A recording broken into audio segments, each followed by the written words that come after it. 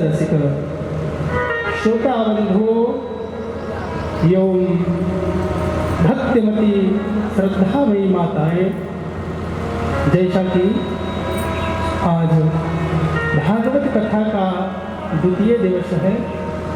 आपने कल की भगवत चर्चा में भागवत जी का जो महत्व है, उस परम पावन भगवत जी के महत्व की चर्चा तथा श्रवण करने का आप लोगों को अवसर प्राप्त हुआ। कथा के प्रारंभ में आप लोगों को बताया गया था, परात्पर ब्रह्म परमात्मा जब द्रवित होते हैं कलिकाल के कलमशों से घिरे हुए प्राणी के ऊपर, तो भगवान अपनी मंगलमयी कथा ही प्रदान कर देते हैं। भगवान की जब करुणा होती है तो भगवान अपनी वांगमयी प्रतिमूर्ति श्रीमद् भागवत कथा ही प्रदान कर देते हैं। भगवान की चर्चा कैसी है तो कहते एक एक मच्छरम पूषाम महापातक नाशनम। भगवान की कथा का एक एक अक्षरम पूषाम महापातक नाशनम। भगवान की कथा बड़े से बड़े कल्मश को विध्वंस कर देने वाली है, बड़े से बड़े पाप को हरण कर लेने वाली है। ऐसी मंगलमयी कथा श्रवण करने का यदि अवसर प्राप्त हुआ है तो आप इस अवसर से कदापि भय वंचित ना हो।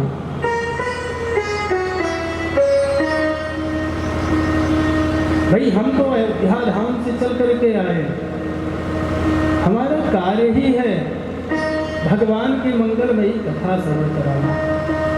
कथा के माध्यम से हमारी वृत्ति भी चल जाती है, जो कुछ प्राप्त होता है उसी से हमारी वृत्ति भी चल जाती है, और भगवान की मंगलमयी कथा श्रवण कराने का लाभ भी प्राप्त होता है।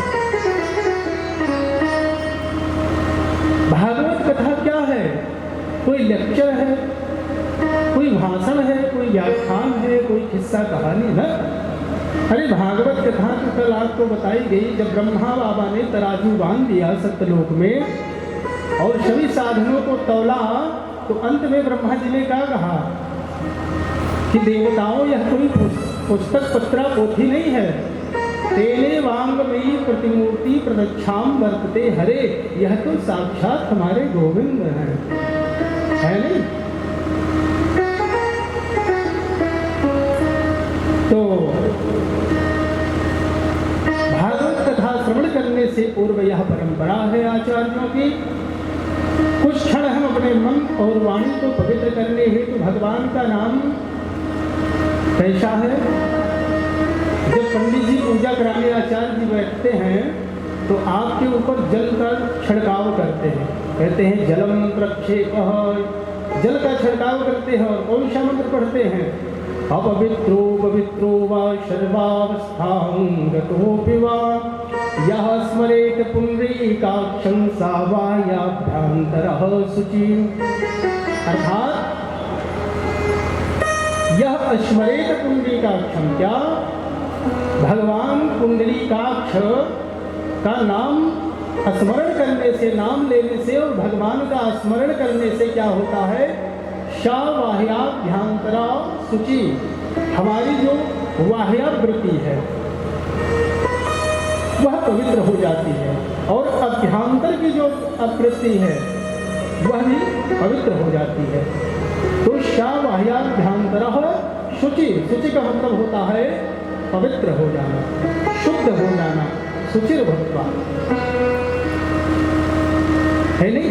आजकल हम लोग वे बड़ी विडंबनाएं चल रही हैं, ठाकुर जी के सामने भोग की वस्तु रख देते हैं,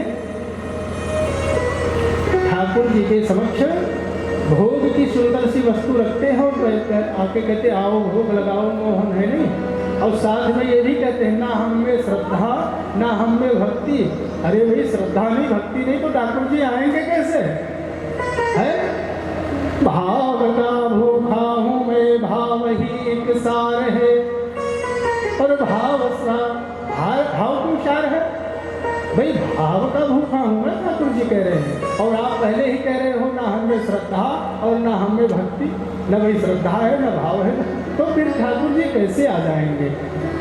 भाई ठाकुर जी व्यंजन के भूखे थोड़ी हैं। आपने अच्छा सा मालपुआ बनाया, ठाकुर जी के मुख से लाल टपकने लगा, ठाकुर जी दौड़ के आए, पाने लगे ना। यदि ऐसा होता तो दुर्योधन घर मेवा त्यागो और साग विधुर घर खाई, सबसे ऊंची प्रेम सगाई।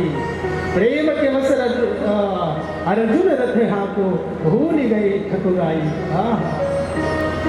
भूल गए ठकुराई, सबसे ऊंची प्रेम सगाई। तो कहने का तात्पर्य है कि भाव का भूखा हूं मैं, भाव ही एक सार है, और भाव से भजते रहो तो भव बेड़ा पार है। अब ठाकुर जी के समक्ष हम क्या करते हैं कि बढ़िया सुंदर सा मोहन भोग बना करके और ठाकुर जी के समक्ष में रख दिया।